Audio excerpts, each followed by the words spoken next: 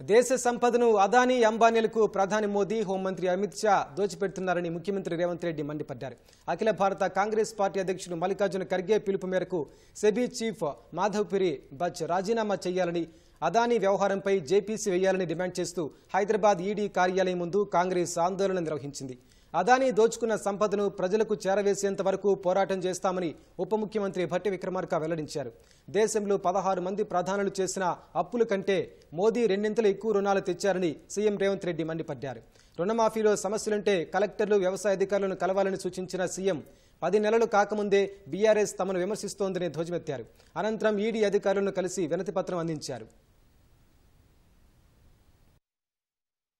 ఈ రోజు గుజరాత్ నుంచి వచ్చిన ఒక నలుగురు, నరేంద్ర మోడీ గారు, అమిత్ షా గారు, అదానీ గారు, అంబానీ గారు, ఈ నలుగురు ఈ దేశాన్ని చేతబట్టి దుష్ట చతుష్టయం ఈ రోజు ఈ దేశాన్ని దోసుకుంటున్నారు.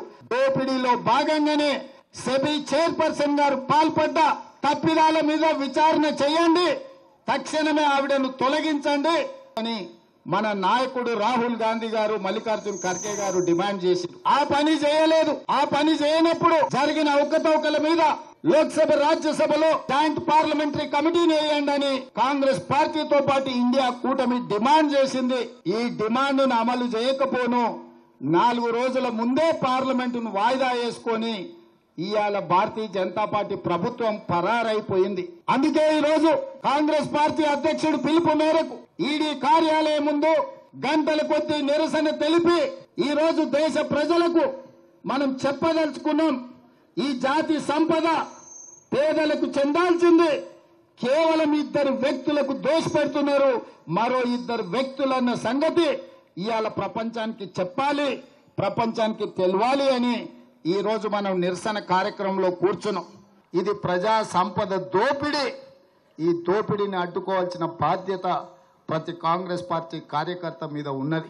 కాంగ్రెస్ పార్టీ నిర్మాణం చేసి వనరులన్నింటినీ కూడా ప్రజలకు చెందేటట్టుగా మేము చేసి అందిస్తే ఈ రోజు ఆ వనరులన్నింటినీ కూడా దోపిడీకి గురి చేస్తూ నరేంద్ర మోడీ గారి నాయకత్వంలో భారత ప్రభుత్వం అదానీ లాంటి క్రోనీ క్యాపిటలిస్టులకి దోపిడీ చేసి పెడతా ఉంది.